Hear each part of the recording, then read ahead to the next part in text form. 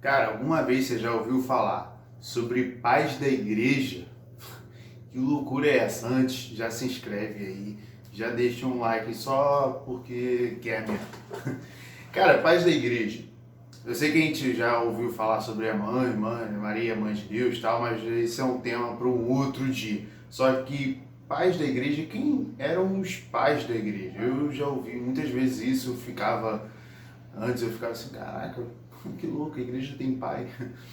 Então, na verdade é o seguinte, pais da igreja é um nome ou uma denominação de alguns homens lá da igreja antiga que foram considerados autoridades na fé. Eles tinham uns 3 critérios para ser considerados pais da igreja, né? Uma santidade de vida, uma doutrina cristã e antiguidade, ou seja, eles deveriam ser próximos à igreja primitiva, num período próximo da igreja primitiva. Então, para você entender como os pais da igreja foram surgindo ao longo da história da igreja. Eles foram os principais por resumir os princípios da fé cristã, eles foram os principais ali no início, afastar as primeiras heresias e coisas assim. Então, por exemplo, o primeiro grupo de pais da igreja são os pais apostólicos.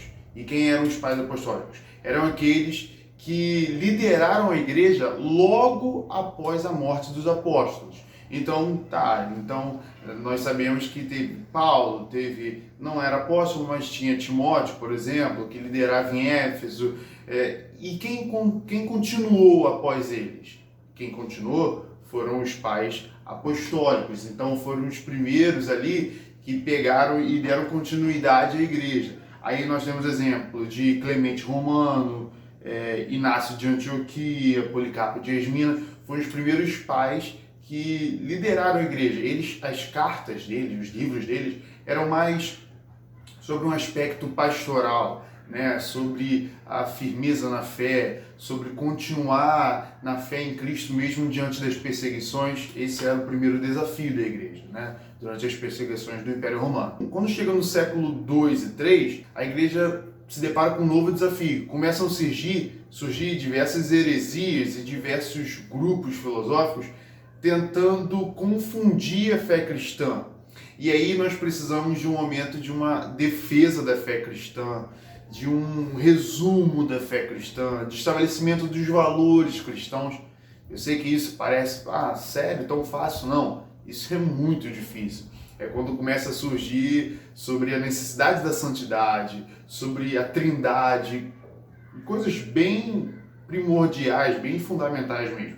E aí surge o segundo grupo de pais da igreja, que são os pais apologistas, ou seja, de apologética, né, de defesa. Foram aqueles que defenderam a fé cristã. E aí nós temos Irineu de Leão, Justino de Roma. Esses homens foram os primeiros a escrever diversos textos explicando e combatendo as heresias. Quando nós chegamos no século 3, 4 e 5, nós temos 2 grupos de pais, são os 2 últimos, que são os pais gregos e os pais latinos. Simplesmente porque alguns escreveram os textos em grego, estavam ali mais próximos da Grécia, e outros porque escreveram em latim, eram mais ligados a Roma, a Milão e coisas nesse sentido.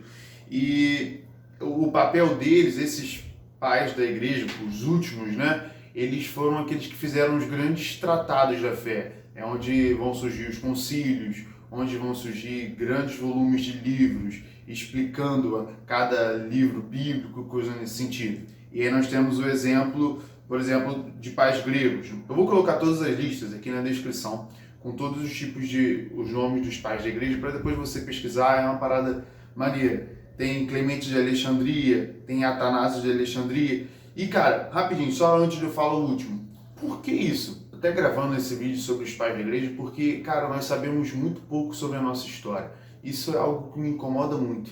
Uma vez eu vi que quando nós não sabemos de onde nós viemos, nós não sabemos para onde nós vamos. E é incrível como nós conhecemos de história de diversas coisas, mas não valorizamos e muitas vezes desconhecemos a história da igreja cristã.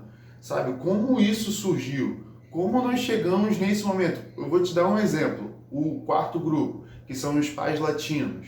Nós temos aí Ambrósio de Milão, depois temos Agostinho. Cara, Agostinho escreveu os textos que são pilares para a nossa fé. Agostinho explicou temas sobre o livro dele sobre confissões, a cidade de Deus.